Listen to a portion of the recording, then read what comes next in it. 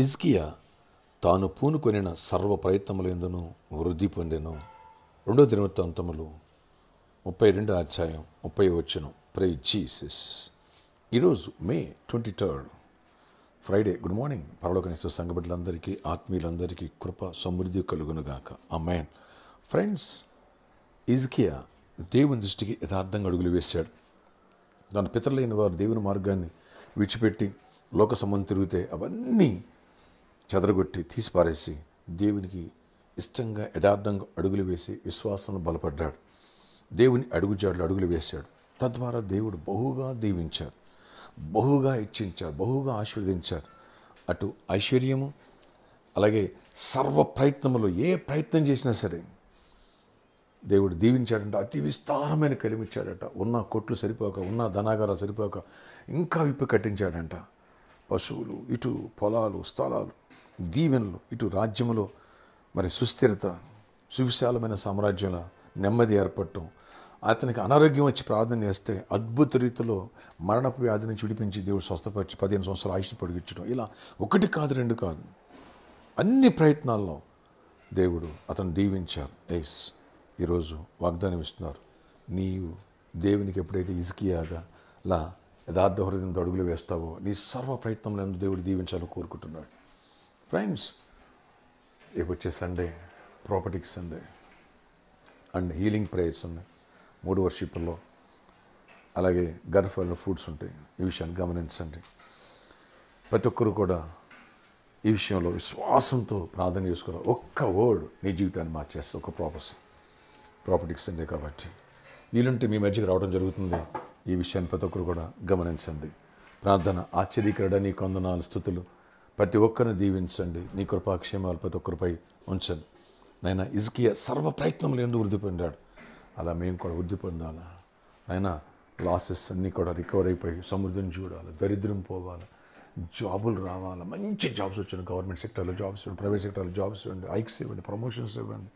Permanent కావాలి, permanent అవ్వాలి. దీవెన పొందాలి, సమాధానం పొందాలి. విడిపోయిన కుటుంబాలు కట్టబడాలి, కుటుంబాలు నెమ్మది, శాంతి, సమాధానం పొందుకోవాలి. అన్ని విషయాల్లో బిడ్డలందరూ దీవించబడాలి. మీ మేలుడు దయచేయండి. మీ ఆశీర్వాదాన్ని ఉండి వ్యాధిగ్రస్తులను స్వస్థపరచండి. అన్నాడు హిజ్కియా స్వస్థపరచండి. హాస్పిటలైజేషన్ కూడా స్వస్థపరచండి. ప్రతి బలహీనని బలపరచండి. ప్రతి చీకటి తొలగించండి. అయ్యా, బిజినెస్ పీపుల్ కూడా దీవించండి. సరైన బిజినెస్ లేక ఎంతో ఆయన ఆర్థిక ఇబ్బంది పడుతున్నారు. ఆనాడు ఇస్సాకు విత్తనం వేస్తే 100 ప్రతిఫలం ఇచ్చావు. ఇటు హిజ్కియా ఏ ప్రయత్నం చేసినా సర్వ ప్రయత్నంలో యందు వృద్ధి పొందాడు.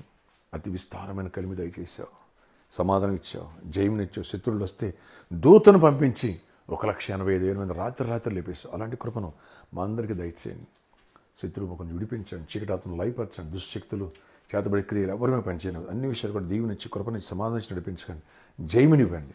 విద్యార్థులను దీవించండి, ఆయన యవనస్తులను దీవించండి, వృద్ధులను దీవించండి. ప్రతి ఒక్కరిని బలపరచండి. ఊర్లో వెళ్ళిన బిడ్డను కూడా సేఫ్గా, క్షేమంగా తిరిగి రావాలి. అన్ని విషయాలు కృప దయచేసి ప్రతి అవసరాలు తీర్చండి. ఆయన ఈ ఫంక్షన్ హాల్ రెంట్ భారం అవుతుంది, ఈ విషయంలో కృప తీర్చి కార్యాలు చేయండి.